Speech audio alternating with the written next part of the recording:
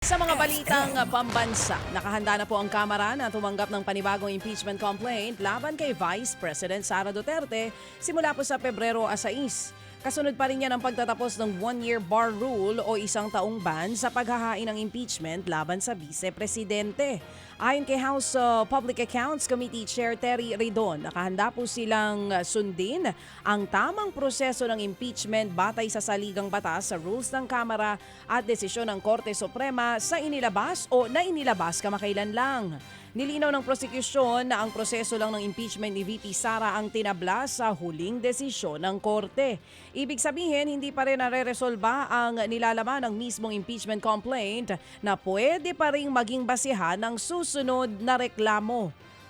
Sa ibang balita, nailatag na po ng Second Congressional Commission on Education o EDCOM-2 ang 10 taong master plan para tugunan ang krisis sa edukasyon sa bansa simula po sa 2026 hanggang taong 2035.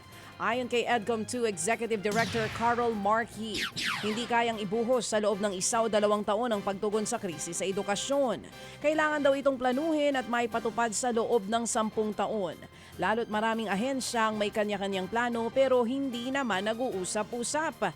Kabilang po sa inilatag na reforma ng EDCOM-2 ang pagsasaayos sa curriculum sa grade school at sa K-12 program, pagtugon sa early childhood development programs at marami pang iba. Pagtitiyak po ng EDCOM-2, kayang abutin ang target sa binuo nilang national plan. Hindi po siya nakatali sa iisang personalidad o administrasyon. Kumbaga po, hindi lamang ito plano ng Administrasyong Marcos, gawa po siya ng iba't ibang leader natin sa Kongreso na hindi naman iisa ang partido. So sana po sa pamamagitan nun at sa prosesong yun, hindi siya nakadikit lamang sa isang administrasyon. Yan nga po ang tinig ni EDCOM-2 Executive Director Carol Mark Yu. Samantala, lumabas naman po sa pag-aaral ng ilang eksperto na talagang mabagal ang pag-unlad sa mga lugar po na pinamumunuan ng mga political dynasty. Paliwanag ni Dr. David Yap ng Congressional Policy and Budget Research Department, nawawala ang checks and balances sa mga lugar na pinaghaharian ng mga dinastiya. Ang ibig sabihin, sila-sila na lamang ang nasusunod sa kung anong mga programa at proyekto ang gustong maipatupad.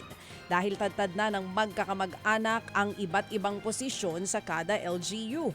Hirap din daw umunlad ang mga lugar na kontrolado ng political dynasties dahil iniipit ang mga posibleng kalaban sa negosyo at hirap makakuha ng mga mamumuhunan dahil napabayaan ang lugar. Dahil sa katagalan, hindi po naayos yung infrastruktura, pwedeng kasalanan ng dinastiya rin, na mahihirapan ngayon, sasabihin ng negosyante, ba't ako magne-negosyo dyan? Ano mapapala ako dyan? Pwede na lang pigilan yung mga permit. Pwede yun. Okay. Pwede na lang. O kaya kahit hindi nila pwedeng pigilan, yung kumbaga yung hindi mo na lang ipauusad. Yung nakatenga na lang.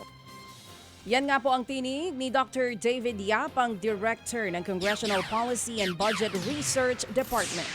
Mga kapatid, brothers and sisters, saan ka pa? Dito na tayo sa Totoo. Dito na tayo sa True FM. Mga kapatid, mag-subscribe and follow po kayo sa social media accounts ng True Network PH. Yan po kami, hanapin nyo lang True Network PH, Facebook, Instagram, YouTube, TikTok, and podcast. Mapa Apple or Spotify man yan, mahahanap nyo kami. Lahat ng mga napapanood at napapakinggan nyo po sa programa, nasa social media accounts namin yan. So paano mga kapatid? See you sa social media!